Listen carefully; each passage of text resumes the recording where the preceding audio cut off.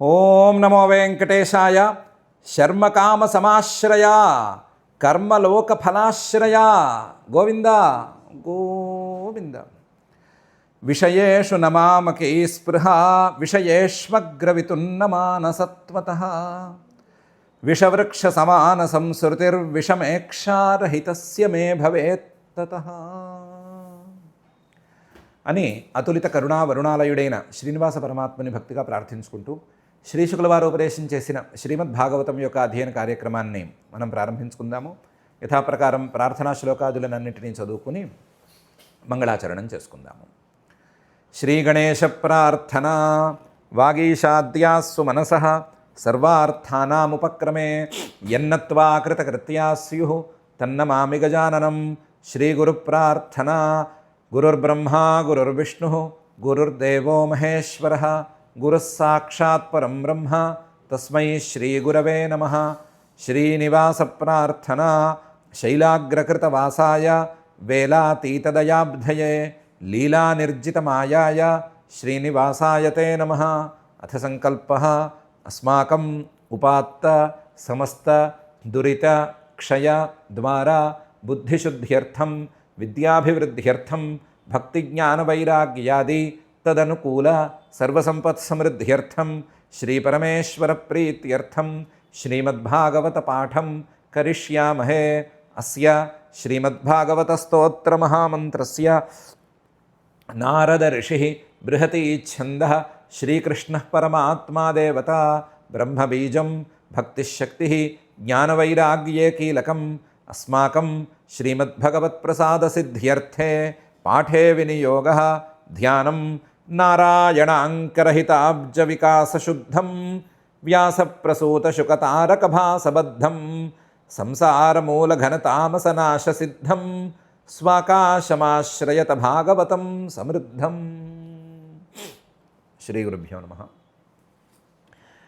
యయాతి మహారాజు గారు న జాతు కామః కామానాం ఉపభోగేన శామ్యతి హవిషా కృష్ణవర్త్మేవ భూయ ఏవాభివర్ధతే అనే కాన్సెప్ట్ని బయటికి తీసుకొచ్చారు. ఎన్నో రోజులు అనుభవించి మరీ మాట చెప్పారు. కోరికలు అనేవి వాటంతట అవి ఎప్పటికీ చల్లారవు.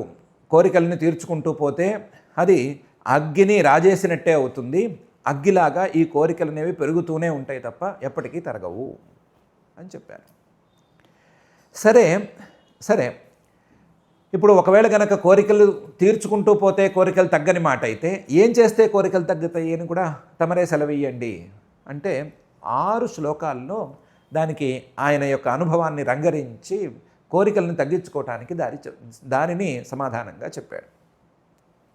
ఏమని? మొదటిది, యదా నకురుతే భావం సర్వభూతేష్వమంగళం సమదృష్టేస్తదా పుంసః సర్వా సుఖమయా దిశః అని.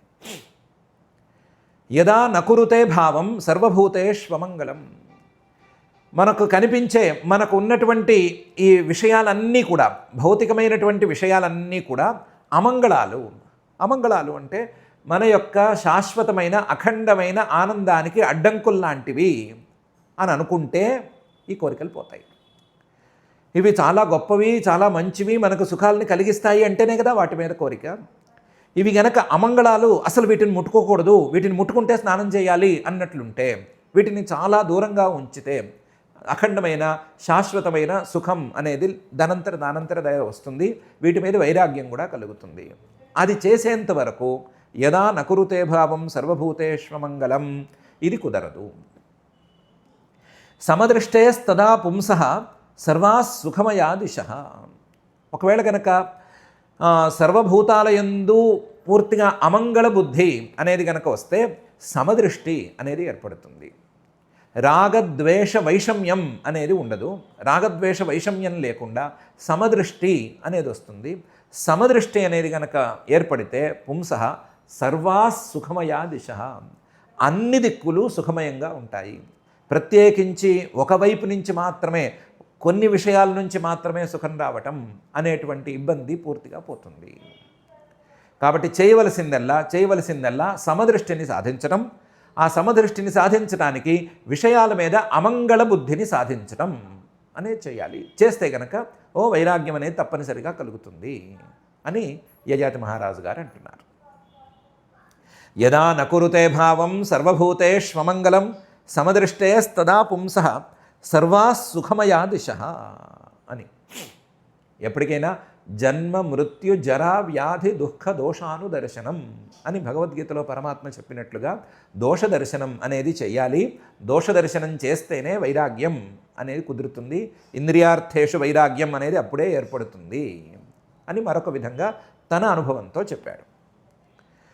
రెండో శ్లోకన్నా అన్నాడు, యా దుస్త్యజా దుర్మతిభిః జీర్యతో యా నజీర్యతే తాం తృష్ణాం దుఃఖ నివహాం శర్మకామో ధృతం త్యజేత్ అని. ఈ కోరిక లేదా కామం అనేది దుస్త్యజా దుర్మతిభిః. దుస్త్యజా దుర్మతిభిః మనస్సులో ఆలోచన గనక సవ్యంగా సాగకపోతే, వైరాగ్యం వైపుగా మనస్సు గనక వెళ్ళకపోతే, వైరాగ్యాన్ని పుట్టించేటట్లుగా దోషదర్శనం వైపుగా వెళ్ళకపోతే అది ఖచ్చితంగా తొలగిపోదు. దానంతరదే ఏం చేసినా సరే ఊడిపోదు. దుర్మతిభిః దుస్త్యజ. అంతేకాదు జీర్యతో యా నజీర్యతే, పోను పోను వైరాగ్యం దానంతరదే అమరుతుందయ్యా అని అనుకోవడానికి కూడా వీల్లేదు. జీర్యతో నజీర్యతే, శరీరమంతా జీర్ణించిపోవాలే కానీ శరీరంలో ఉండేటువంటి కోరిక మాత్రం జీర్ణించుకుపోదు. శరీరమంతా కూడా ఎండిపోవాలే కానీ ఖచ్చితంగా శరీరంలో ఉండేటువంటి కోరిక మాత్రం ఎండిపోదు. జీర్యతో యా నజీర్యతే, శరీరం మెల్లమెల్లగా జరించుకుపోతున్నప్పుడు లేదా శరీరం మెల్లమెల్లగా జీర్ణమైపోతున్నప్పుడు ఈ కోరిక జీర్ణమైపోతుంది అని ఏ కోరిక మీద ఆశ ఉంచుకోనక్కర్లేదు. ఏ కోరిక మీద అలాంటి ఆశ ఉంచుకోనక్కర్లేదు. జీర్యతో యా నజీర్యతే. క్రమక్రమంగా ఈ కోరిక అనేది పెరిగి తృష్ణగా మారిపోతుంది. తృష్ణ దాహం అనేదిగా మారిపోతుంది. ఈ దాహం అనేది తీరని దాహంగా కూడా పరిణమిస్తుంది. తీరని దాహం అనేగా ఎప్పుడైతే ఈ కోరిక మారిందో, తీరని దాహంగా ఎప్పుడైతే మారిందో అప్పుడు దుఃఖ నివహాం, కేవలం దుఃఖాన్ని మాత్రమే తెస్తుంది లేదా దుఃఖాలను మాత్రమే మూట కట్టి తీసుకొచ్చి పడేస్తుంది. దుఃఖ నివహాం. ఈ దుఃఖ నివహాం, ఈ కోరిక ఇలా మారుతుంది అనే మాట అనుకుని శర్మకామః, నాకు ఇలాంటి దుఃఖం వద్దు, తీరని దాహం ఎప్పటికీ వద్దు, తీరని దాహానికి దారి చూపించేటువంటి కోరిక నాకొద్దు. ఎప్పటికీ నేను జీర్ణించకపోయినా, నా శరీరం జీర్ణించకపోయినా సరే జీర్ణం కానటువంటి, అంటే ఏమాత్రం పాడైపోనటువంటి కోరిక, ఎప్పుడు కొత్తగా ఉండేటువంటి కోరిక నాకొద్దు. లేదా నేనే విడిచిపెట్టలేని దుర్మతిభిః, చెడు ఆలోచనలతో లేదా మంచి ఆలోచనలు లేకపోవటం వలన నేనే విడిచిపెట్టలేనటువంటి నా కోరికలు నాకు వద్దే వద్దు అని శర్మకామ, మంచి కావాలి అని అనుకునేవాడు ధృతం త్యజేత్, ఈ ఆలోచనలు చేసి వెంటనే విడిచిపెట్టేయాలి. ముందు తన దుర్మతిని విడిచిపెట్టాలి. ముందు ఇదేదో దానంతట తానే పోతుంది అనేటువంటి భావం, దాని మీద ఒక అలసత్వం, దాన్ని విడిచిపెట్టాలి. ఈ కామం అనేది క్రమక్రమంగా తృష్ణగా పరిణమిస్తే వచ్చేటువంటి పరిణామాలని, దాని తదనంతర పరిణామాలని జాగ్రత్తగా ఆలోచించుకోవాలి. ఆలోచించుకుని వదిలిపెట్టేయాలి అని ఈ శ్లోకంలో చెప్పాడు. యా దుస్త్యజా దుర్మతిభిః జీర్యతో యా నజీర్యతే తాం తృష్ణాం దుఃఖ నివహాం శర్మకామో ధృతం త్యజేత్ అని. దాంతోపాటు ఏమన్నాడంటే, అసలు మీకు ఎవరికి ఈ కోరిక తృష్ణగా మారటం, ఆ కోరిక వెర్రితలలు వేయటం అనే సంగతి తెలియదు. ఎందుకంటే మీ లైఫ్ స్పాన్ అనేది చాలా చిన్నది. ఇంత చిన్న జీవితంలో అసలు కోరికే సరిగ్గా నిలవదు. కోరికే సరిగ్గా నిలవకపోవటం వలన ఇది తీరే లోపల ఏదో ఇబ్బంది రావటం, ఇంకోటేదో రావటం, అది రావటం, ఇది రావటం, లేదా సౌకర్యాలు లేకపోవటం, భయం ఉండటం, సౌకర్యాలు లేకపోవటం వలన, భయంగా ఉండటం వలన కోరిక పుట్టలేదని అనుకోవటం, ఇలాంటి వాటితోనే మిగతా వాళ్ళందరూ సతమతం అవుతారు. నేను ఒక మహారాజులాగా సుదీర్ఘకాలం పాటు జీవించి మరీ చెప్తున్నాను. మహారాజును కాబట్టి నాకు సౌకర్యాలు లేకపోవటం అనేది ఎప్పటికీ రాదు. మహారాజును కాబట్టి నాకు భయం అనేది ఎప్పటికీ ఉండదు. సుదీర్ఘకాలం పాటు ఉన్నాను కాబట్టి తొందరగా వేరే హడావిడి ఇలాంటివి ఏమీ లేవు. ఏమీ లేని వాడిని చెప్తున్నాను. కోరికల విషయంలో, కోరికలు వెర్రితలలు వేస్తే వచ్చేటువంటి విషయాల్లో చాలా జాగ్రత్తగా ఉండాలి. అది ఎప్పుడు జరుగుతుంది అని చెప్పలేము. ఎందుకంటే మాత్రా స్వస్రా దుహిత్రావ న అవివిక్తాసనో భవేత్ బలవాన్ ఇంద్రియగ్రామో విద్వాంసమపి కర్షతి. కోరికలు కనుక వెర్రితలలు వేస్తే ఇంకా వావి వరసలు కూడా ఉండవు. వావి వరసలు లేక ఇంకా వీరు వారు అని లేకుండా లేదా ఈ విషయం ఆ విషయం అని లేకుండా అన్ని విషయాలతోనో, నిషిద్ధమైన విషయాలతోనో, వావి వరసలు లేకుండానో ఏ విధంగానైనా సరే అనుభవించేద్దాము అని అనిపిస్తుంది. అలా అనుభవించాలి అని అనుకోవటానికి అవకాశం ఈ కామంలో ఉంటుంది. అందువలన మాత్రా స్వస్ర దుహిత్రావా, తల్లి కావచ్చు, స్వస్ర చెల్లి కావచ్చు, లేదా దుహిత్ర కూతురు కావచ్చు, వీళ్ళందరితోనూ అవివిక్తాసనం నభవేత్. అతి దగ్గరగా ఏకాంతంగా రహస్యంగా ఏకాసనంలో కూర్చోవటం దగ్గర నుంచి చేయకూడదు. ఎవరు తమని తాము నమ్మకూడదు. తమని తాము నమ్మకూడదు అనేది ఎందుకు అంటే, ఈ కామం అనేది వెర్రితలలు వేస్తే ఏమవుతుందో ఎవరికీ తెలియదు. నాలాంటి వాడికే తెలుస్తుంది. సుదీర్ఘకాలం పాటు జీవించిన నాలాంటి వాడికే తెలుస్తుంది. సామాన్యులు ఎవరికీ తెలియదు. ఈ కోరికతో కలిసినటువంటి ఇంద్రియాలు బలవాన్ ఇంద్రియగ్రామ. ఈ ఇంద్రియాలు అనేవి చాలా ప్రబలమైనవి. అందులోనూ కోరికలో తడిసినటువంటి ఇంద్రియాలు చాలా ప్రబలంగా ఉంటాయి. అవి ఎంతో తెలిసిన, ఎంతో ధర్మశాస్త్రం తెలిసిన, లేదా ఎంతో ధర్మం తెలిసిన, వావి వరసలు తెలిసిన వాడిని కూడా పాడు చేసేస్తాయి. విద్వాంసమపి కరుషతి. ఎంత మొత్తం తెలిసినవాడు, తన మనసు మీద తనకే పట్టు ఉంది అని అనుకునేవాడైనా సరే వాడిని కూడా లాగేస్తాయి ఇవి. ఈ ఇంద్రియాలు, అందులోనూ కోరికల్లో తడిసినటువంటి ఇంద్రియాలు పాడు చేసేస్తాయి. అందువలన వీటిని నమ్మకూడదు. కోరికల తాలూకు వెర్రితలలు ఎలాగైనా వేయచ్చు. కోరికల్లో తడిసినటువంటి ఇంద్రియాలు ఎలాగైనా ప్రవర్తించవచ్చు. అందువల్ల వీటిని నమ్మవద్దు. కోరికల్ని నమ్మద్దు, లేదా ఇంద్రియాలనే నమ్మద్దు. తన జ్ఞానాన్ని ఎవరూ నమ్మవద్దు. జాగ్రత్తగా ఉండటమే శ్రేయస్కరము అని కూడా చెప్తున్నాడు. మాత్రా స్వస్రా దుహిత్రావా నా అవివిక్తాసనే భవేత్ బలవాన్ ఇంద్రియగ్రామో విద్వాంసమపి కరిషతి. ఏమయ్యా, సభ్య సమాజంలో చెప్పుకోలేని మాటలు మాట్లాడుతున్నావు కదా అంటే దానికి అన్నాడు, పూర్ణం వర్ష సహస్రం మే విషయాన్ సేవతో సకృత్ తథాపి చానుసవనం తృష్ణాతేషు ఉపజాయతే. ఇవన్నీ సభల్లో మాట్లాడుకోలేకపోవచ్చు, వెనకాల చెప్పిన శ్లోకాన్ని మళ్ళీ మళ్ళీ అనుకోలేకపోవచ్చు, కానీ నేను వేల కొద్దీ సంవత్సరాలు బతికి చెప్తున్నాను, లేదా 1000 సంవత్సరాల పాటు బతికి మరీ చెప్తున్నాను. పూర్ణం వర్ష సహస్రమే, ఒక 1000 సంవత్సరాల పాటు విషయాన్ సేవత అసకృత్, నాకు కావలసిన వాటిని మళ్ళీ మళ్ళీ అనుభవించి మరీ చెప్తున్నాను. అసకృత్, మళ్ళీ విచిత్రమైన రీతిలో వాటిని అనుభవించి మరీ చెప్తున్నాను. తథాపి చానుసవనం తృష్ణాతేషు ఉపజాయతే. ఎప్పుడు చూసినా సరే కొత్తగా వాటి మీద కోరిక కలుగుతూనే ఉంది. ఏ రోజుకు ఆ రోజు, ఏ పూటకు ఆ పూట వాటి మీద కొత్తగా కోరిక కలుగుతూనే ఉంది. అందులోనూ కోరిక కాదు, తృష్ణ, తీరని దాహం అనేది కలుగుతూనే ఉంది. నాకు కోరిక అనేది వెర్రితలలు వేసేసింది. కోరిక అనేది తృష్ణగా మారిపోయింది. నేను ఇంకా కాస్త ధర్మబుద్ధి ఉన్నవాడిని కాబట్టి ఆపుకున్నానేమో కానీ నా కోరిక తృష్ణగా, తీరని దాహంగా మారిపోయి ప్రతిరోజు ప్రతి పూట అది నన్ను వేధిస్తూనే ఉంది. కాబట్టి నేను అనుభవించి మరీ చెప్తున్నాను.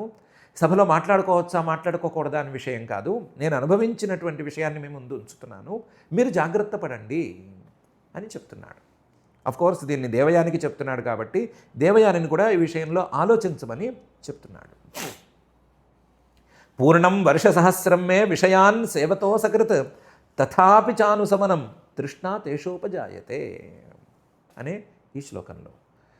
అందువల్ల దీన్ని ఇంతకాలం అనుభవించిన తర్వాత వైరాగ్యం అని పొరపాటును కూడా ఎవరూ అనుకోవద్దు. దీన్ని గురించి చర్చించుకోవటానికి ఎవరూ వెనకాడద్దు. దీన్ని గురించి మనసులోనైనా సరే కనీసం ఆలోచించుకోండి. ఆలోచించుకుని దీని మీద ఒక మంచి నిర్ణయం తీసుకోండి. అలా మంచి నిర్ణయం తీసుకోవటమే వైరాగ్యానికి దారి అవుతుంది అని చెప్తున్నాడు. తస్మాత్ ఏతామహం త్యక్త్వా బ్రహ్మణ్యాధాయ మానసం నిర్ద్వంద్వో నిరహంకారః చరిష్యామి మృగైః సహా అని తానంటున్నాడు. అందరినీ అనుకోమంటున్నాడు. తస్మాత్, ఈ కోరికలు, ఆ కోరికలు వేసేటువంటి వెర్రితలలు, దాని పరిణామాలు, ఆ కోరికల్లో తెలిసిన ఇంద్రియాలు చేసేటువంటి పనులు, లేదా ఎంత జ్ఞానం ఉన్నా సరే మొత్తం జారిపోయేటువంటి విధానం, వీటన్నిటినీ దృష్టిలో ఉంచుకుని ఏతామహం త్యక్త్వా, ఈ కోరికను నేను వదిలిపెట్టేసేయాలి, ఈ తృష్ణను నేను విడిచిపెట్టాలి అని ముందనుకోవాలి. నేను అలాగే అనుకున్నాను, ఏతామహం త్యక్త్వా.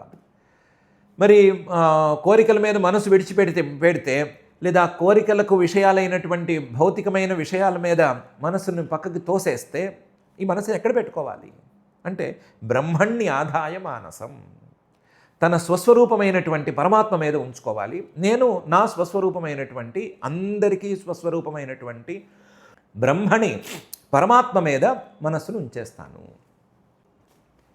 బ్రహ్మణ్యాధాయ మానసం, బ్రహ్మణి ఆదాయ మానసం, బ్రహ్మ మీద పరమాత్మ మీద మనస్సును ఎలా ఉంచుకుంటాను అంటే నిర్ద్వంద్వ, ఏ ద్వంద్వాలను నేను లెక్క చేయను. శీతోష్ణాలను కానీ సుఖ దుఃఖాలను కానీ వీటన్నిటినీ, ఏ ద్వంద్వాలని నేను లెక్క చేయను. కనీసం నేను బ్రహ్మ, నేను పరమాత్మ, నేను నా మనస్సు పరమాత్మ, నాకు పరమాత్మకి మధ్యలో వారధిగా నా మనస్సు అని కూడా అనుకోను. నిరహంకార, నేను అనే భావనని ఎత్తేస్తాను. నేను అనే భావనని ఎత్తేస్తే ఈ నాది అనే మనసు కూడా పక్కకి జరిగిపోయినట్టు అవుతుంది. కేవలం ఆ పరమాత్మే మిగులుతుంది. అలాంటి భావన వైపు నేను మళ్ళుతాను. నిరహంకార. దానికోసం ఏం చేస్తానంటే, అసలు నాకు అలవాటైనటువంటి ఈ మృగయాల నుండి నేను మొదలు పారిపోతాను. చరిష్యామి మృగై సహా, అడవికి వెళ్ళిపోయి అడవిలో మృగాల్లాగా జీవించడం ప్రారంభిస్తాను. మృగాలకి మనుషులకు ఉండేటువంటి వైభోగాలు లేవు కదా, మనుషులకు ఉండేటువంటి నియమాలు ఏం లేవు కదా. కడుపు నింపుకోవటం, పైపని చూసుకోవటం అనే కదా. నేను అక్కడ మృగంలాగా ఏదో విధంగా ఏ పండో కాయో తిని కడుపు నింపుకుని శరీరం జీర్ణమైపోకుండా శరీరాన్ని మాత్రం సంరక్షించుకుని ఈ బ్రహ్మణ్యాధాయ మానసం నిర్ద్వంద్వ నిరహంకార ఈ పని మీద పడతాను, ఈ సాధన మీద పడతాను. ముందు నాకు అలవాటైనటువంటి ప్రపంచం నుంచి నేను బయటికి వెళ్ళిపోతాను. బయటికి వెళ్ళిపోయి కొత్త ప్రయత్నం చేస్తాను. ఈ ప్రయత్నం చేయటమే దీనికి దారి అని చెప్పాడు. తస్మాదేతాం అహం త్యక్త్వా బ్రహ్మణ్యాధాయ మానసం నిర్ద్వంద్వో నిరహంకార చరిష్యామి మృగై సహా అనే శ్లోకంలో ముందు అసలు తృష్ణను వదులుకోవాలని అనుకోవాలి. ఈ తృష్ణను వదులుకుని నా మనస్సును నేను పరమాత్మ మీద నిలబెడతాను అని అనుకోవాలి. నిర్ద్వంద్వ స్థితిని, ద్వంద్వాలను నేను లెక్క చేయను అని అనుకుని ప్రయత్నం మొదలు పెట్టుకోవాలి. నిరహంకార స్థితిని, నేను అనేటువంటి దాన్ని వదులుకోవాలి. అది ఎక్కడి నుంచి వదులుకోవాలి అంటే గర్వం స్థాయి నుంచి వదులుకుంటూ రావాలి. చాలామందికి విషయాలు ఇష్టం అంటే ఎందుకు ఇష్టం అంటే నాకు నచ్చింది కాబట్టి. ఫలానా వస్తువు ఎందుకు ఇష్టం, ఫలానా పర్ఫ్యూమ్ ఎందుకు ఇష్టం అంటే ఆ వాసన నాకు నచ్చింది కాబట్టి అని. దానికి మించి ఏమీ కారణం ఉండదు. అంటే ఈగోనే అది. ఆ ఈగోని సాటిస్ఫై చేయడానికే అందరూ ప్రయత్నం చేస్తూ ఉంటారు. అంటే తన గర్వాన్ని తానే ఏదో విధంగా తృప్తిపరుస్తాడు, తన అహంకారాన్ని తానే తృప్తిపరుచుకుంటూ ఉంటాడు. ఆ గర్వాన్ని విడిచిపెట్టడం అనేది మొదలు పెడితే, నాకు నచ్చింది కాబట్టి ఇది మంచిది అనే భావనను పక్కన పెట్టడం మొదలు పెడితే క్రమక్రమంగా ఆ అహంకారాన్ని విడిచిపెట్టడం అనేది శరీరం మీద అహంకారాన్ని విడిచిపెట్టడం దాకా వస్తుంది. వస్తే ఆ అహంకారం అనేది పోతే మాత్రం ఈ కామం పోతుంది, లేదా ఈ తృష్ణ అనేది పోతుంది. తృష్ణ పోతే ఇంకా అందాల్సిన సుఖం అనేది అందుతుంది. నిరహంకారత్వం అనే దాన్ని అలవాటు చేసుకోవాలి. ఇదే కాకుండా ఒకవేళ కనుక మనకు అలవాటైన ప్రపంచంలో మనకు అలవాటైన భోగాలే ఎక్కువగా మీద పడుతున్నాయి అని అనుకుంటే, అలవాటు లేని ప్రపంచానికి అంటే ఏకాంతానికి ఇలాంటి వాటికి మళ్ళటం మంచిది అనేటువంటి సలహా కూడా ఈయన ఈ శ్లోకంలో ఇస్తున్నాడు. విలువైన శ్లోకం. నేనేదో చేస్తున్నాను అని చెప్పుకోవటానికి మనం వాడుకోకుండా గనక ఏం సలహాలు ఇస్తున్నాడు అని చూస్తే గనక మంచి సలహాలతో నిండిన ఈ శ్లోకం. తస్మాదేతామహం త్యక్త్వా బ్రహ్మణ్యాధాయ మానసం నిర్ద్వంద్వో నిరహంకార చరిష్యామి మృగై సహా అనే ఈ శ్లోకం ఉపయోగకరంగానే ఉండేట్లుంది. కానీ ఎంత చెప్పినా సరే కోరికను వదిలిపెట్టడమే కష్టం అని అనుకుంటుంటే, ఆ కోరిక తృష్ణగా మారేసిన తర్వాత, తీరని దాహంగా మారిన తర్వాత దాన్ని ఎవరయ్యా వదిలిపెడతారు? మనకి ఇంత అలవాటైపోయి సాంసారిక విషయాల మీద ఇంతగా కోరికలు, తృష్ణలు, సంబంధాలు లేదా వాటి వల్ల భోగాలు ఇవన్నీ అలవాటైపోతే మనసంతా దానివైపే పరుగులు పెడుతూ ఉంటే బ్రహ్మణ్యాధాయ మానసం అని చెప్తే ఎవరికి విలువగా ఉంటుంది? బ్రహ్మణ్యాధాయ మానసం అంటే ఎవరు దాన్ని ఆచరించగలరు అంటే దానికి చెప్తున్నాడు, చేయగలిగిందేం లేదు. దృష్టం శృతం అసద్బుద్ధ్వా నానుధ్యాయేన్న సంవిశేత్ సంసృతించ ఆత్మనాశంచ తత్ర విద్వాన్ స ఆత్మదృక్ అని. ఎప్పుడైనా సరే ఆటలాడుకునే పిల్లవాడిని పట్టుకుని నువ్వు ఆటలాడొద్దురా, చదువుకోరా అంటే వాడేమంటాడు, నాకు ఆటలు ఆడటం అలవాటైపోయింది, ఆటలు ఆడుతుంటే సుఖంగా ఉంది, నాకు ఆటల్లో ఉత్సాహంగా ఉంది, లేదా ఆటలతో నేను పూర్తిగా తృప్తిగా ఉంటున్నాను, చదువు మీద మనసు పోవట్లేదు అని అంటాడు. వాడు అదే కంప్లైంట్ చేస్తాడు. చదువు మీద మనసు పోవట్లేదు అంటే పోన్లే, చదువు మీద మనసు పోకపోతే చదువుకోవద్దులే, ఆటలాడుకుంటూనే ఉండే, అడుక్కు తింటూ ఉండలే అని ఎవరు అనరు కదా. ఏమంటారు? వద్దు వద్దు, ఆటల్ని పరిమితం చేయి, క్రమక్రమంగా పరిమితం చేసి క్రమక్రమంగా చదువు మీద దృష్టి పెట్టి ఎప్పుడూ చదువుకో, బాగా చదువుకో, అందరికంటే ఎక్కువగా చదువుకో, అందరికంటే పెద్ద చదువులు చదువుకో అనే చెప్తారు కదా. దానికి ఎవరికి వాళ్ళు చెప్పే సలహాలు చెప్తారు కదా, ఎవరికి వాళ్ళు సలహాలు చెప్తారు. సింపుల్ సలహా, ఆటలాడుకునే పిల్లవాడిని మార్చే సలహా ఏంటంటే ఆటనే చదువుగా మలుచుకో అని చెప్తే చాలు, వాడు పొరపాటును కూడా మళ్ళీ ఆటల్లోకి పోడు. ఆటనే చదువుగా మలుచుకో, మొత్తం హిస్టరీ అనేది ఎలా మొదలైంది, ఆట ఎప్పుడు మొదలైంది, ఎవరెవరు ఆడారు, ఎవరెవరు ఏ ఏ రికార్డ్స్ చేశారు, ఏ ఏ సంవత్సరంలో ఏమైంది అని వరుసగా గుర్తుపెట్టుకుంటూరా, దీనికి నీకు పరీక్ష పెడతాను అని అంటే ఆ చదువు కంటే ఈ చదువే నయమని అనుకుని మామూలు చదువులోకి వచ్చేస్తాడు. అలాగే ఇక్కడ కూడా అలాంటి ఉపాయం ఏదో ఒకటి చేయాలి.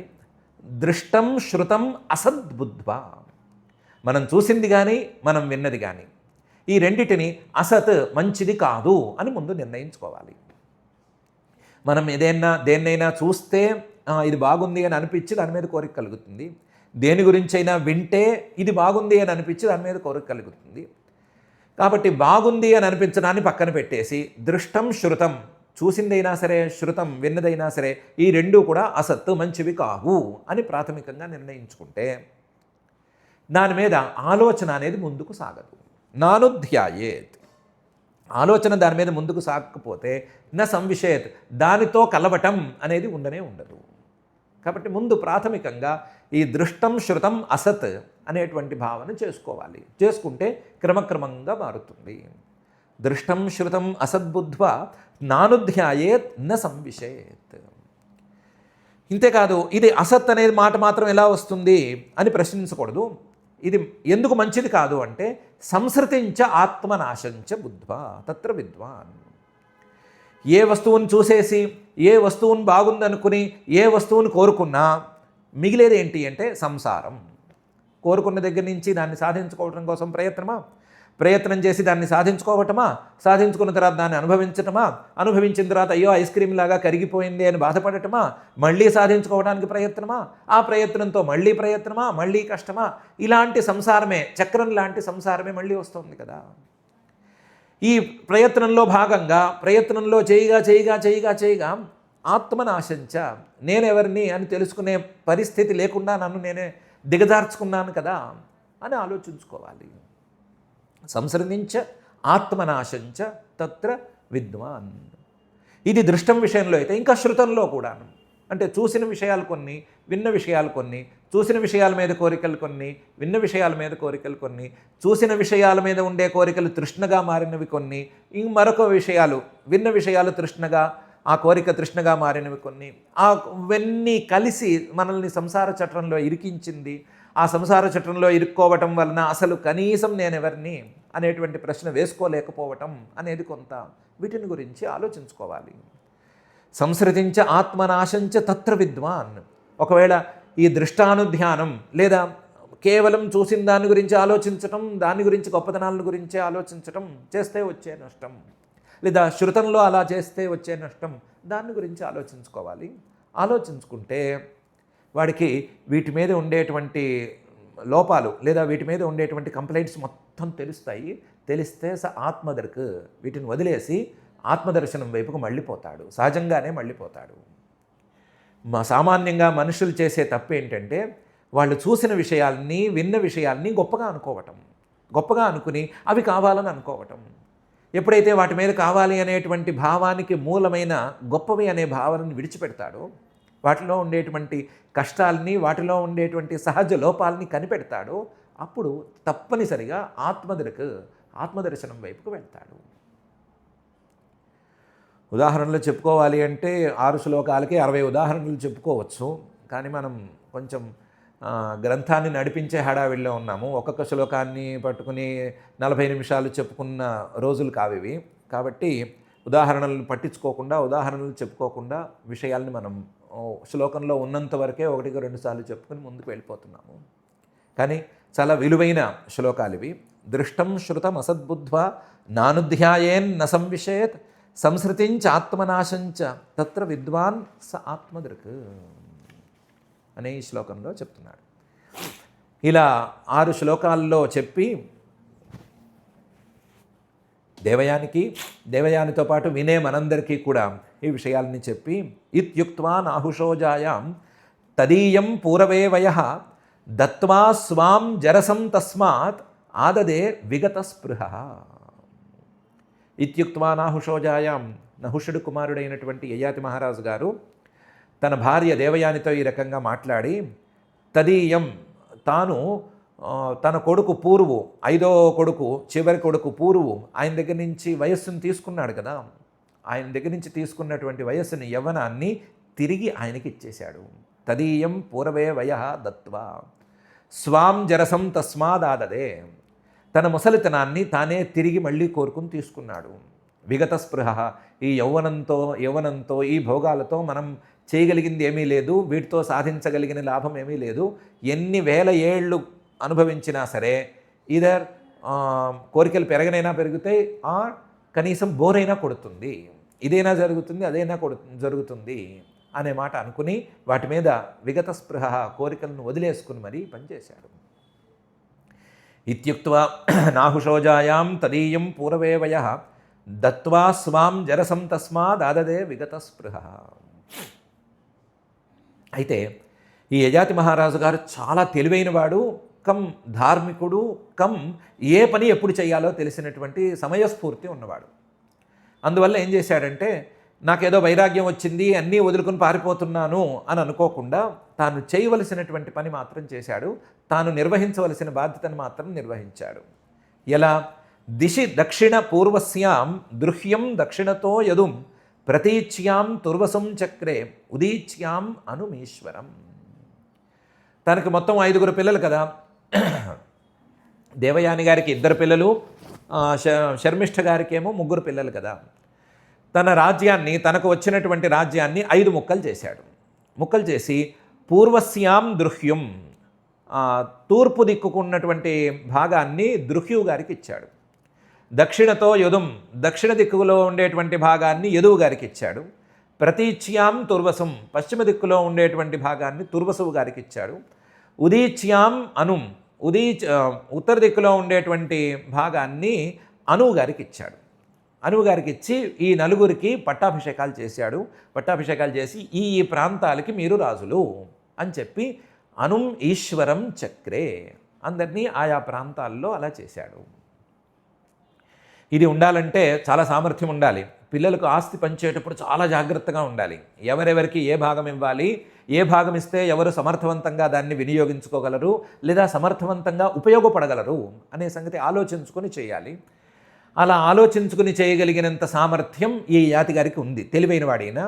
అందువల్ల యయాతి గారికి ఉంది, ఓ దక్షిణ, ఓ సమర్థుడా, ఓ పరీక్షిత్తు, నువ్వే సమర్థుడు అనుకుంటే నీ వంశంలో పైవాడు ఆయన, ఆ పైవాడు కాబట్టి ఇంకా సమర్థవంతంగా ఈ పని చేశాడు. ఎలా చేశాడంటే, దిశి దక్షిణ పూర్వస్యాం దృహ్యం దక్షిణతో యదుం ప్రతీచ్యాం తుర్వసుం చక్రే ఉదీచ్యాం అనుమీశ్వరం అనే తీరులో 4కి 4 ఇచ్చాడు. మరి పూర్వు గారికి ఎక్కువ భాగం ఇవ్వాలి కదా, ఎందుకంటే పూర్వు గారే కదా తనని ఎక్కువ సంతోషపెట్టినవాడు, పూర్వు గారే కదా ధర్మాత్ముడు, పూర్వు గారే కదా స్వార్థం లేనివాడు, స్వార్థం లేనివాడే కదా పాలకుడుగా ఎక్కువగా పనికొస్తాడు. అందువల్ల భూమండలస్య సర్వస్య పూర్వమర్హత్తమం విషాం అభిషిచ్యాగ్రజాంస్తస్య వశే స్థాప్య వనం యయౌ. భూమండలం మొత్తానికి పూర్వుని చక్రవర్తిగా అభిషేకించాడు. తన అధీనంలో ఉండేటువంటి భూమండలం మొత్తాన్ని పూర్వు గారి వంశంలో పెట్టాడు. మిగతా 4 అంటే పూర్వు గారి అన్నల్ని 4 ఆయన కింద ఉండమన్నాడు. ఎందుకంటే ఆయన అర్హత్తమం, ఆయన శ్రేష్ఠుడు, శ్రేష్ఠతముడు, శ్రేష్ఠుల్లో కల్లా శ్రేష్ఠుడు. పాలకుడికి కావలసినటువంటి ప్రధాన లక్షణం స్వార్థం లేకపోవటం అనేది ఉంది, ధర్మబుద్ధి అనేది ఉంది.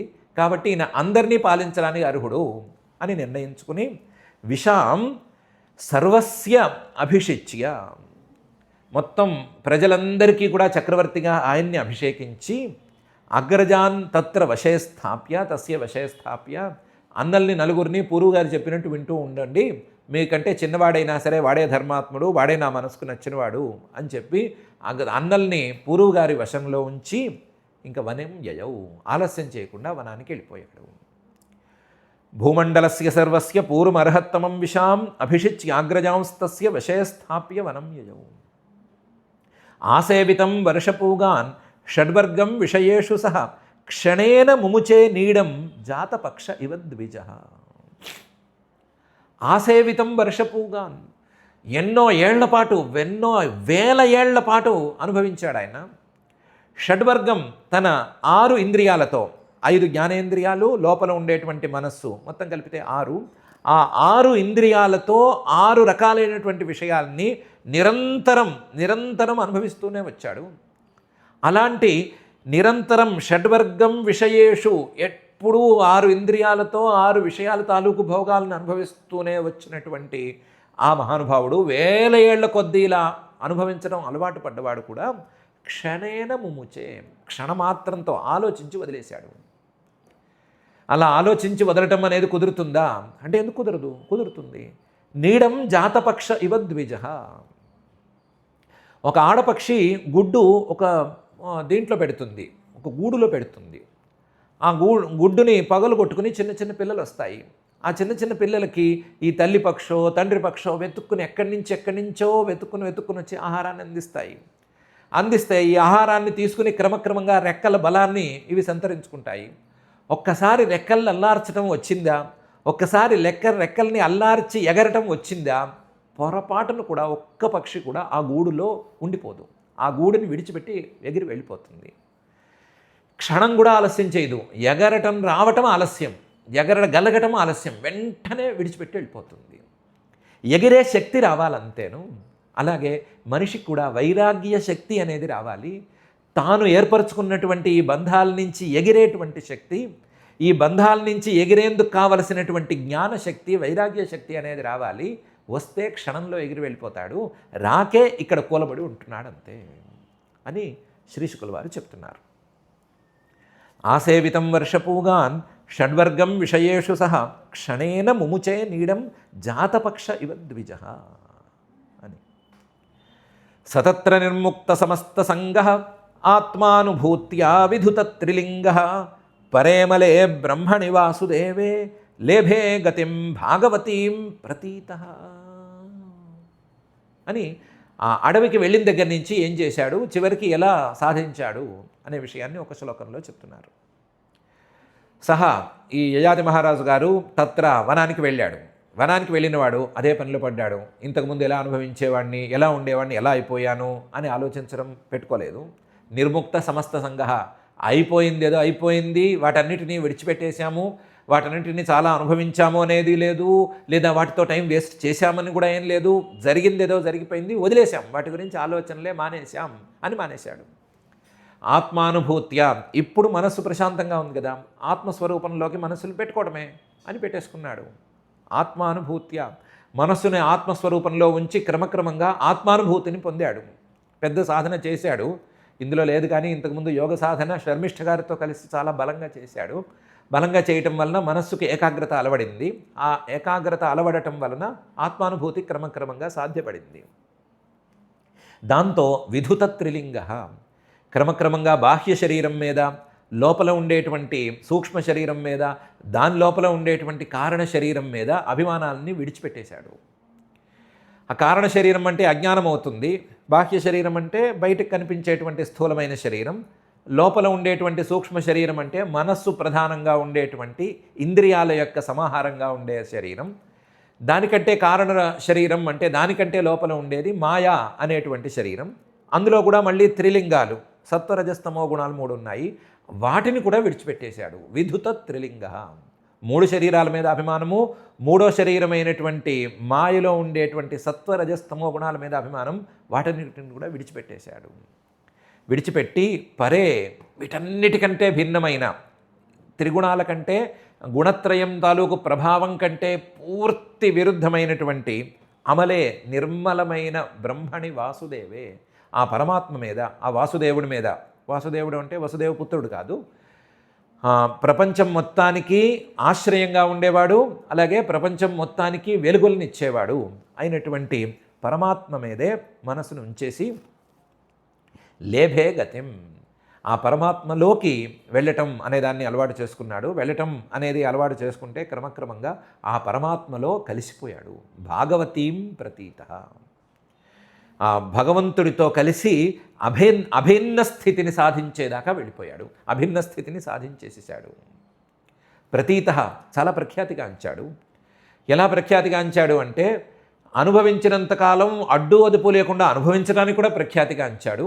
వదులుకుందాము అనుకున్న రోజున రెక్కల్లార్చటం వచ్చినటువంటి పక్షులు, రెక్కల శక్తి వచ్చినటువంటి పక్షులు వదిలిపెట్టినట్టుగా ఆ గూటిని వదిలిపెట్టి మళ్ళీ మరోవైపు వెళ్ళిపోవటం అనే విషయం మీద కూడా ప్రసిద్ధి చెందాడు.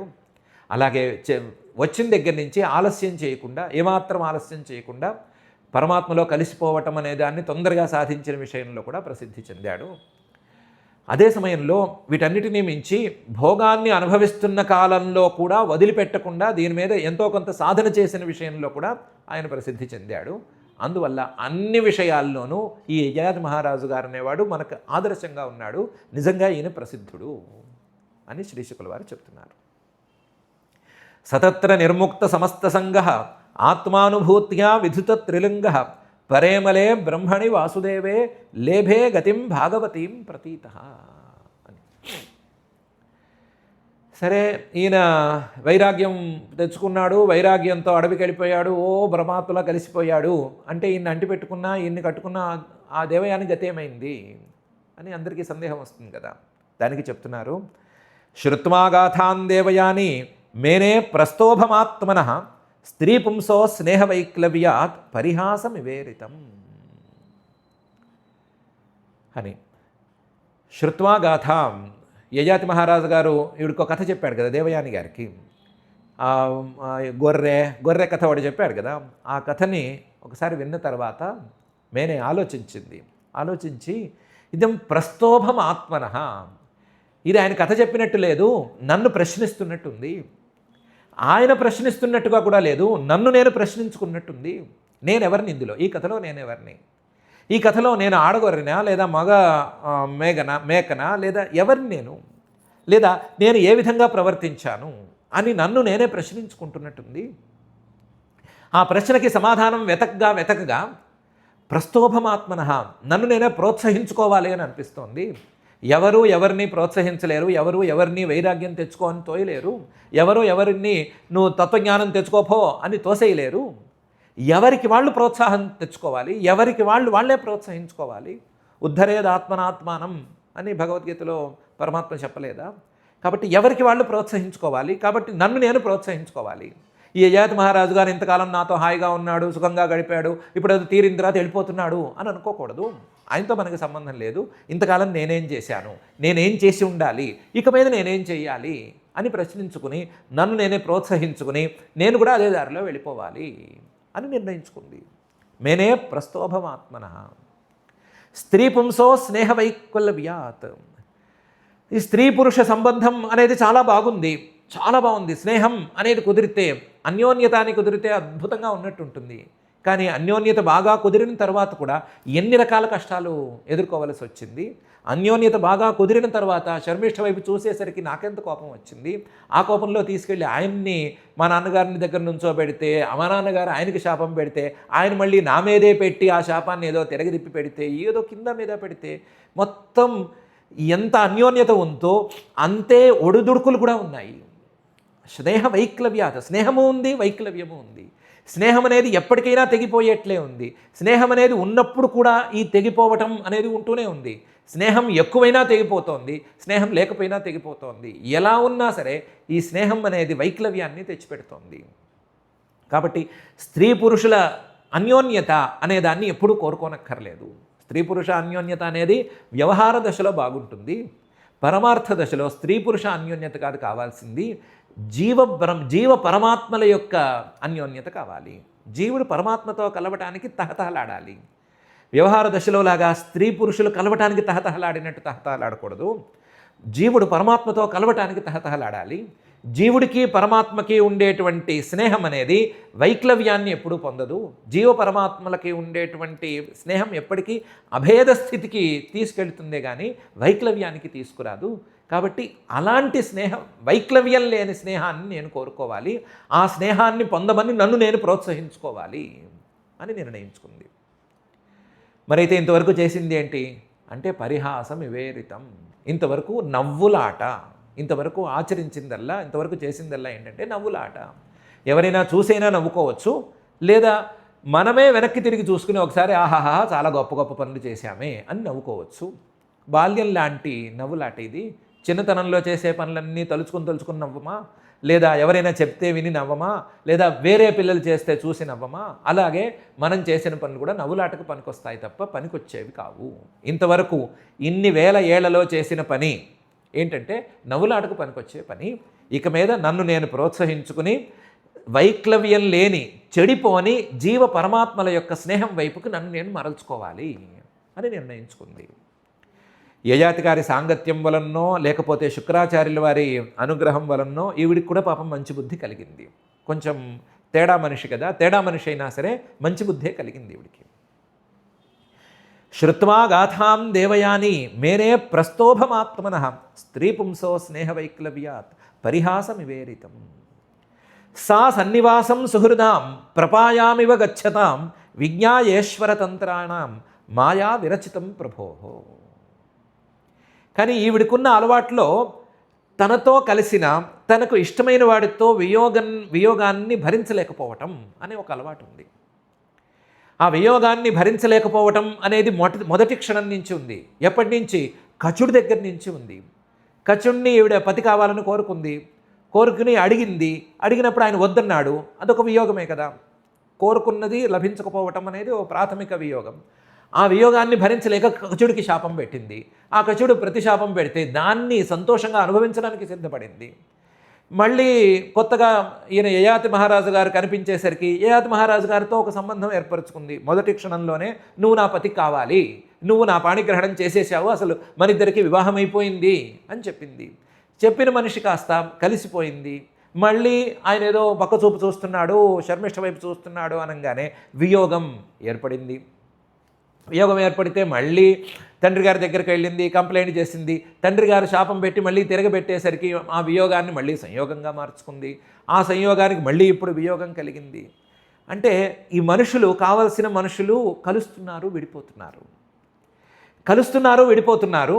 కలయికలు, విడిపోవటాలు అనేవి ఎలా జరుగుతున్నాయంటే సా సన్నివాసం సుహృదాం, నాకు కావలసిన మనుషులు కలవటం, విడిపోవటం అనేది ప్రపాయామివ గచ్చతాం, పానశాల అంటే ఆ పానశాలలో మనుషులు కలవటం, విడిపోవటం లాగా ఉంది. పానశాలలో ఎలా ఉంటుంది? ఎవరికి వారు వారి పని మీద వారు వస్తారు. వారి పని మీద వచ్చినప్పుడు ఆ పానశాలలో కూర్చుని ఆ పానశాలలో ఉన్న వాళ్ళతో స్నేహం చేస్తారు. కొంతకాలం పాటు అక్కడ స్నేహం చేస్తారు. అంతవరకే ఆ స్నేహం, అక్కడ అంతవరకే. బయటికి వచ్చేసిన తర్వాత ఆ స్నేహం పట్టించుకోరు. తమ పని పూర్తి అయిపోయిన తర్వాత, ఏ రకంగానైనా సరే పని పూర్తయిపోయిన తర్వాత బయటకు వస్తే ఆ పానశాలలో కలిసిన మనిషిని పెద్దగా గుర్తుపెట్టుకోరు. నిజానికి గుర్తుపెట్టుకోకూడదు కూడాను. గుర్తుపెట్టుకోకర్లేదు, గుర్తుపెట్టుకోకూడదు. అలాగే ఈ మనుషులు కూడా, కలిసేవాళ్ళు కూడా కలుస్తున్నారు, విడిపోయిన తర్వాత ఎవరూ గుర్తుపెట్టుకోవట్లేదు. విడిపోయిన తర్వాత గుర్తుపెట్టుకోవాలని అనుకోక్కర్లేదు. ఎవరి గురించో ఎందుకు. విడిపోయిన తర్వాత కచుడు మళ్ళీ గుర్తు రాలేదు. విడిపోయిన తర్వాత బాగా ఈ యయాతి మహారాజు గారితో సుఖంగా ఉన్న రోజుల్లో కచుడేం గుర్తు రాలేదు. కాబట్టి విడిపోయిన వాళ్ళు విడిపోయినట్లే. విడిపోయిన వాళ్ళు గుర్తు రావాల్సిన అవసరం లేదు. ఒక సందర్భం సరిగా చెప్పుకోవాలంటే గుర్తు రానక్కర్లేదు. ఎందుకంటే ప్రపాయామివ గచ్చతాం. దీనికంతా కారణం ఏంటి? ఈశ్వరుడు ఉన్నాడు. విజ్ఞాయ ఈశ్వర తంత్రాణం. ఈశ్వరుడు ఈ పానశాలలో మనుషులు కలిసినట్లుగా అందరినీ కలుపుతాడు, మళ్ళీ విడదీసేస్తాడు. ఎవరికి వాళ్ళు మేము కలిశామని అనుకుంటారు, కానీ ఆ పరమేశ్వరుడు పైనుండి కలుపుతూ ఉంటాడు, విడదీస్తూ ఉంటాడు. ఆయన ఏదో కలుపుతూ విడదీస్తూ ఉంటే ఆయన ఆట అనుకున్నా సరే ఆ ఆటలో భాగంగా కలిసినప్పుడు బాగుండి విడదీసినప్పుడు గుర్తుపెట్టుకోకపోతే దానివల్ల నష్టం రాదు కదా, దానివల్ల బాధ కలగదు కదా. కాబట్టి విజ్ఞాయ ఈశ్వర తంత్రాణం. అందులోనూ ఆయన మాయతో కదా చేస్తున్నాడు, ఆయన మాయాబలంతో చేస్తున్నాడు కదా. కాబట్టి మాయా విరచితం ప్రభోహో, సమర్థుడైనటువంటి ఈశ్వరుడు మాయతో చేస్తున్నటువంటి ఈ సంబంధాలని, ఈ కలయికల్ని మనం లెక్క చేయకూడదు అని నిర్ణయించుకుంది. కాబట్టి యయాతి మహారాజు గారు ఏమయ్యాడు? ఆయన సిద్ధి పొందాడా లేదా, లేదా నన్ను ఇంతవరకు ఇలా ఉంచి ఇప్పుడు వదిలిపెట్టి వెళ్ళిపోతున్నాడేంటి, ఈ ఆలోచనలు ఏమీ వద్దు. ఇప్పుడు కావాల్సిందల్లా నేను నా స్వస్వరూపమైనటువంటి పరమాత్మలో కలవటం ఎలా అని మాత్రమే అని నిర్ణయించుకుని ఈ కలవటం విడిపోవటం అనేది అంతా తాత్కాలికంగా ఉంది. ఈ కలవటం విడిపోవటం అనేది అంతా ఈశ్వరతంత్రంగా ఉంది. ఈ కలవటం విడిపోవటం అనేది మాయామాత్రంగా ఉంది. అన్నిటికి మించి ఈ కలవటం విడిపోవటం అనేది ఈశ్వరుడు చేస్తున్నాడు అంటే ఈశ్వరుణ్ణి నువ్వెందుకు చేస్తున్నావు అని అడిగే పరిస్థితి కూడా లేదు. ఆయనేమో సర్వసమర్థుడై ఉన్నాడు. కాబట్టి ఇందులో ఎవరిని అడిగేందుకు లేదు, ఎవరి మీద కంప్లైంట్ లేదు. ఉన్నదల్లా మనం ఏం చేయాలి అనేటువంటి ఆలోచన మాత్రమే అని నిర్ణయించుకుని దాని ప్రకారం చేసింది. సా సన్నివాసం సుహృదాం ప్రపాయామివ గచ్చతాం విజ్ఞాయేశ్వరతంత్రాణం మాయా విరచితం ప్రభో. దాంతో ఏం చేసింది? సర్వత్ర సంగముత్సృజ్య స్వప్నౌపమ్యేన భార్గవి కృష్ణే మనస్సమావేశ్య వ్యధునోల్లింగమాత్మన. సర్వత్ర సంగముత్సృజ్య, మొత్తం రాజ్యం మీద కానీ, పతి మీద కానీ, పుత్రుల మీద కానీ, వీళ్ళందరి మీద ముందు బంధాన్ని విడిచిపెట్టేసింది. ఈవిడికి 2 పిల్లలు ఉన్నారు కదా, దేవయాని గారికి 2 పిల్లలు ఉన్నారు కదా, ఆ 2 పిల్లలకి రాజ్యం ఇచ్చాడు కదా ఆయన, పెద్దవాళ్ళిద్దరికీ రాజ్యం ఇచ్చాడు కదా. పూర్వస్యాం దృహ్యం దక్షిణతో యదుం అని ఇచ్చాడు కదా. కానీ ఆ రాజ్యం ఉన్న ఆ పిల్లల జోలికి వెళ్ళటం కానీ, నేను రాజమాతని అని అనుకుని సంతోషంగా అక్కడ గడుపుదాం అనుకోవటం కానీ ఇవేం పెట్టుకోలేదు. సర్వత్ర సంగం ఉత్సృజ్య, పిల్లలు వద్దు, రాజ్యము వద్దు, పతి వద్దు, ఎవ్వరొద్దు, మనకు కావాల్సింది పరమాత్మే అని నిర్ణయించుకుంది. దాని ప్రకారమే చేసింది. స్వప్నౌపమ్యేన, ఇవన్నీ కలలు లాంటివి, వస్తూ ఉంటాయి పోతూ ఉంటాయి. కలలు పట్టుకుని వెళ్ళాడితే ఏమీ దక్కనట్లుగానే ఈ సంసారాన్ని పట్టుకుని వెళ్ళాడినా ఏమీ దక్కదు అని అనుకుంది. భార్గవి ఆవిడ భృగువంశంలో పుట్టింది. భృగువంశంలో ఉన్న వాళ్ళకి జ్ఞానము ఎక్కువ. అందులోనూ శుక్రాచార్యుడి ద్వారా అందవలసిన, బ్రహ్మర్షి శుక్రాచార్యుడి ద్వారా అందవలసిన జ్ఞానం కూడా ఉంది ఆవిడికి. కాబట్టి ఆ జ్ఞానము ఇప్పుడు వచ్చేసరికి, కలిసేసేసరికి అన్నీ వదిలేసి కృష్ణే మనస్సమావేశ్య, ఒక్కసారి ఆలోచిస్తే మనసును మొత్తాన్ని ఆకర్షించేటువంటి ఆ పరమాత్మ మీదే, మనసును మొత్తాన్నే లాగేసేటువంటి ఆ పరమాత్మ మీదే, మనసు మొత్తాన్ని వేరే వైపుకి వెళ్ళనివ్వకుండా గుంజేసేటువంటి ఆ పరమాత్మ మీదే, అంటే అఖండమైన సుఖస్వరూపం, అఖండమైన ఆనంద స్వరూపుడైనటువంటి పరమాత్మ మీదే మనస్సును నిలిపింది. మనకు కావాల్సింది, లేదా మన మనస్సుని గుంజేది, మన మనస్సుని ఆకర్షించేది సుఖమే కదా. మరి ఆ సుఖం గనక అఖండంగా, అపరిమితంగా, శాశ్వతంగా ఉంటే దాని వైపు ఒకసారి చూస్తే, దాని వైపు ఒక్కసారి మనసు పెట్టి ఆలోచిస్తే అది మనల్ని గుంజేయాలి కదా. అలా గుంజేసేస్తుంది. అది గుంజేసే స్వభావం ఉంది. కానీ గుంజటం అనేది దాన్ని చేయనివ్వట్లేదు, దానివైపు మనస్సుని పెట్టట్లేదు, దానివైపు ఆలోచనే సాగనివ్వట్లేదు మిగతా వాళ్ళు. ఒకసారి దేవయాని దానివైపు మనస్సు పెట్టింది, చూసేసరికి అది గుంజేసేసింది. అలాంటి గుంజేసినటువంటి కృష్ణే మనస్సమావేశ్య, అఖండానంద స్వరూపుడమైనటువంటి పరమాత్మ మీదే మనస్సును ఉంచేసి వ్యధునోత్ లింగమాత్మన, తన శరీరాన్ని కూడా ఎప్పుడు పడిపోయిందో అది కూడా గమనించలేదు. వ్యధునోత్ వదిలేసింది. ఆ శరీరం పడిపోకముందే దాన్ని వదిలేసేసుకుంది. సర్వత్ర సంగముత్సృజ్య స్వప్నౌపమ్యేన భార్గవి కృష్ణే మనస్సమావేశ్య వ్యధునోత్ లింగమాత్మన అని శ్రీశుకుల వారు చెప్తున్నారు. నిజానికి ఈ చరిత్రలో దేవయాని కొంచెం తేడాబాడాగా ఉండటము, యయాతి గారిని పెళ్లి చేసుకోవటం, అందులోనూ ప్రతిలోమ వివాహం, ఇలాంటివన్నీ విషయాలు ఎన్నున్నా సరే, ఈ యయాతి మహారాజు గారు దేవయాని గారు కలిసి ఎన్ని రకాల భోగాలను అనుభవించినా సరే, ఈ దేవయాని గారు తీసుకెళ్ళి యయాతి జీవితాన్ని ఎంతగా ఎండగట్టేసినా సరే, తండ్రి గారి దగ్గర కంప్లైంట్ చెప్పడము, తండ్రితో శాపం పెట్టించడం అంటే ఎండగట్టడమే కదా. అలాంటి పనులు ఎన్ని చేసినా సరే అవన్నీ చాలా చాలా చిన్న విషయాలు. ఒక్కసారి యయాతి మహారాజు గారు సరిగ్గా తాను ఏమనుకుంటున్నాడో చెప్తే దాన్ని సరిగ్గా అర్థం చేసుకుని, దాన్ని మనసులో ఉంచుకుని, ఆయన చెప్పిన స్ఫూర్తిని అందుకుని ఈవిడ కూడా ఆ దారిలోనే వెళ్ళి, ఆ దారిలోనే చివరికి ఆయన సాధించినటువంటి సిద్ధిని సాధించగలగటం అనేది ఇందులో హైలైట్.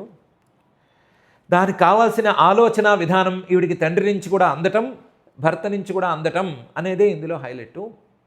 ఆ సాధించిన విధానం మాత్రం అత్యద్భుతం. వ్యధునోత్ లింగమాత్మన. ఒకసారి అటు చూసి మనసంతా దానివైపు లాగేసుకుని శరీరాన్ని కూడా పట్టించుకోకుండా ఈవిడ కూడా సిద్ధిని పొందింది. ఈవిడేమీ అడవులకు వెళ్ళలేదు. యయాతి మహారాజు గారైనా అడవికి వెళ్ళాడు, కానీ ఈవిడ అడవులకు కూడా వెళ్ళలేదు. ఉన్న చోటే ఉండి చేసింది. అడవికి వెళ్ళింది ఏం చెప్పలేదు కదా. ఉన్న చోటే సంగముత్సృజ్య, సంబంధాన్ని విడిచిపెట్టుకోగలిగింది. కాబట్టి యయాతి మహారాజు గారి కంటే కూడా ఓ బెత్తడు పైనే ఉంది అని చెప్పుకోవాలి. కొంచెం పై స్థాయికే వచ్చేసింది అని చెప్పుకోవాలి. మరి ఈ గొప్పదనం అంతా ఎవరికి చెందుతుంది అని ప్రశ్నిస్తే, ఈ గొప్పదనం అంతా పరమాత్మకే చెందుతుంది. ఎందుకంటే పరమాత్మ వైపు గనక దృష్టి పెడితే ఆయన అలా గుంజగలడు అనే లక్షణం ఆయనలోనే ఉంది. అలా ఎవరిని ఇలాంటి సుఖాల కోసం వెంపర్లాడి వేల కొద్దీ సంవత్సరాలు సుఖాలు అనుభవించి ఆ సుఖం తాలూకు దాహం తీరని వాళ్ళని కూడా, సుఖదాహం అనేది తీరలేదు, తృష్ణగా మారిపోయి ఇబ్బంది పడిపోతున్నారు అనే వాళ్ళని కూడా తన వైపు గుంజుకోగలిగినటువంటి సామర్థ్యం ఆ పరమాత్మకే ఉంది. అంత అఖండ ఆనంద స్వరూపం ఆ పరమాత్మదే అని పై శ్లోకంలో అంటున్నారు. నమస్తుభ్యం భగవతే వాసుదేవాయ వేధసే సర్వభూతాధివాసాయ శాంతాయ బృహతే నమః అని. పరమాత్మకే చెందుతుంది ఈ గొప్పదనం అంతా, పరమాత్మకే చెల్లుతుంది. ఆ పరమాత్మకే మనం కూడా నమస్కారం చేసుకోవాలి.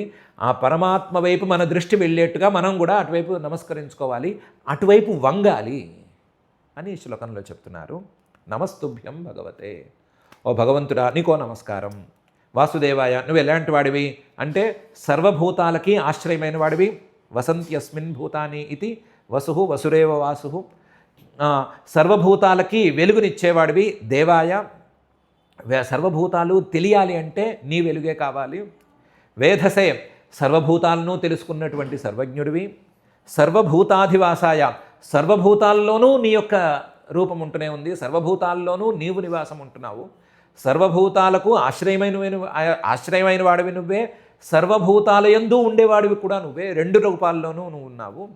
కానీ శాంతాయ, ఏ భూతంతోనూ ఏ పిశాచంతోనూ సంబంధం లేకుండా, ఏ సాంసారిక విషయాలతోనూ సంబంధం లేకుండా అవన్నీ చల్లారితే స్వస్వరూపం తెలిసేట్టుగా ఉండేవాడివి, ఉపశమ స్వరూపంగా ఉండేవాడివి.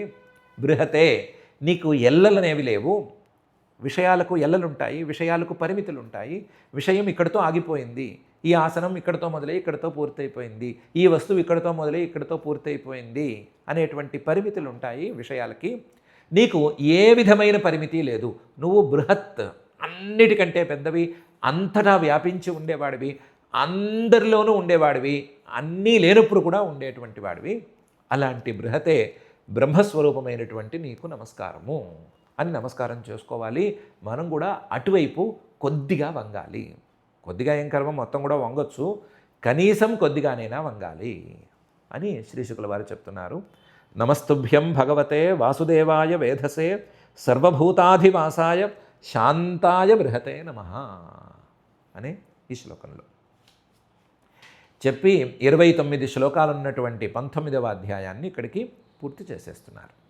ఈ అధ్యాయం పూర్తయిపోయింది.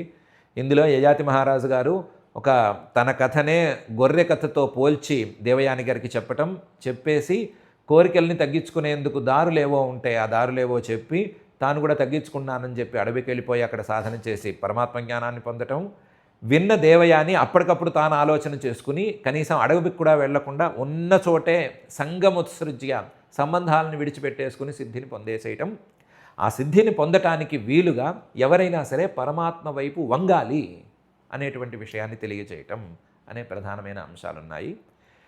ఈ అంశాలన్నిటినీ మనం యథాశక్తిగా చాలా తక్కువగా, చాలా పరిచయాత్మక స్థాయిలోనే మనం విచారణ చేసుకున్నాము. దీన్ని ఎంతగా విచారిస్తే, ఎంతగా ఉదాహరణలు జోడించుకొని మనం అనుకుంటే, ఎంతగా ఆలోచిస్తే, ఎన్ని కోణాల నుంచి ఆలోచిస్తే అంతగా మనకు లాభం కలిగేట్టుగానే ఈ విషయాలన్నీ ఉన్నాయి. అందులోనూ యయాతి మహారాజు గారు చెప్పిన విషయాలన్నీ ఒక ఎత్తు అయితే, దేవయాని గారు ఆలోచించిన విధానం మరొక ఎత్తు. ఈ రెండు ఎత్తులు చాలా చక్కగా ఉన్నాయి. రెండు ఈ దేనికి దానికే విడివిడిగా చక్కగా తెలుస్తున్నాయి.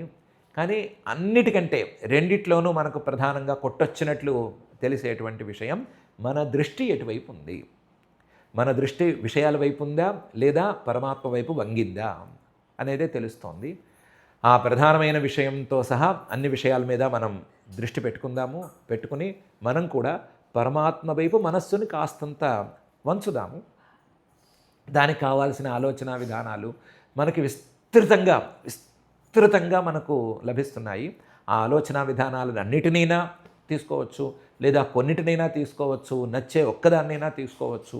తీసుకుని ఆ ఆలోచన విధానాన్ని పట్టుకుని మన ఆలోచన విధానాన్ని మార్చుకుని పరమాత్మ వైపుకి మన మనస్సుని వంచుకుని మొత్తం పరమాత్మ వైపే మన మనసు మొత్తం మొగ్గేటట్లు చూసుకుని మనం కూడా దేవయాని, యయాతి లాంటి మహానుభావులు పొందినటువంటి ఆ భాగవతీం ప్రతీత లేభే పరాం లేభే గతిం భాగవతీం ప్రతీత అనే భాగంలో చెప్పినటువంటి భగవద్ అభేద లక్షణమైన ఆ పరమాత్మ గతిని పొందాలి అని మనం భావించుకుందాము. మన ఈ భావనని ఇంకా బలపరిచి, ఈ భావనని ఇంకా కూడా ప్రయత్న రూపంలోకి మార్చి ఈ భావనకు పరిపూర్ణమైన ఫలితాన్ని ఇవ్వవలసిందిగా ఆ అతులిత కరుణా వరుణాలయుడైన శ్రీనివాస పరమాత్మని భక్తిగా ప్రార్థించుకుందాము. ఆ ప్రార్థనతో ఈ రోజుకి ఈ శ్లోకాల పారాయణ కార్యక్రమం చేసుకుందాం. అథ శ్రీమద్భాగవతే పారమహంస్యాం సంహితాయాం నవమస్కంధే ఏకోనవింశాధ్యాయే శ్లోకాః. యదా న కురుతే భావం సర్వభూతేష్వమంగళం సమదృష్టేస్తదా పుంసః సర్వాః సుఖమయా దిశః. యాదుస్త్యజా దుర్మతిభిః జీర్యతో యా న జీర్యతే తాం తృష్ణాం దుఃఖనివహాం శర్మకామోద్ధృతం త్యజేత్. మాత్రా స్వస్రా దుహిత్రా వా నా వివిక్తాసనో భవేత్. బలవానింద్రియగ్రామః విద్వాంసమపి కర్షతి. పూర్ణం వర్షసహస్రం మే విషయాన్ సేవతో సకృత్. తథాపి చానుసవనం తృష్ణా తేషూపజాయతే. తస్మాదేతామహం త్యక్త్వా బ్రహ్మణ్యాధాయ మానసం. నిర్ద్వంద్వో నిరహంకారః చరిష్యామి మృగైః సహ. దృష్టం శ్రుతమసద్బుద్ధ్వా నానుధ్యాయేన్న సంవిశేత్. సంసృతిం చాత్మనాశం చ తత్ర విద్వాన్ స ఆత్మదృక్. ఇత్యుక్త్వా నాహుషో జాయాం తదీయం పూరవే వయః. దత్వా స్వాంజరసం తస్మాత్ ఆదదే విగతస్పృహః. దిశి దక్షిణ పూర్వస్యాం దృహ్యుం దక్షిణతో యదుం. ప్రతీచ్యాం తుర్వసుంచక్రే ఉదీచ్యామనుమీశ్వరం. భూమండలస్య సర్వస్య పూరుమర్హత్తమం విశాం. అభిషిచ్యాగ్రజాంస్తస్య వశే స్థాప్య వనం యయౌ. ఆసేవితం వర్షపూగాన్ షడ్వర్గం విషయేషు సహ. క్షణేన ముముచే నీడం జాతపక్ష ఇవ ద్విజః.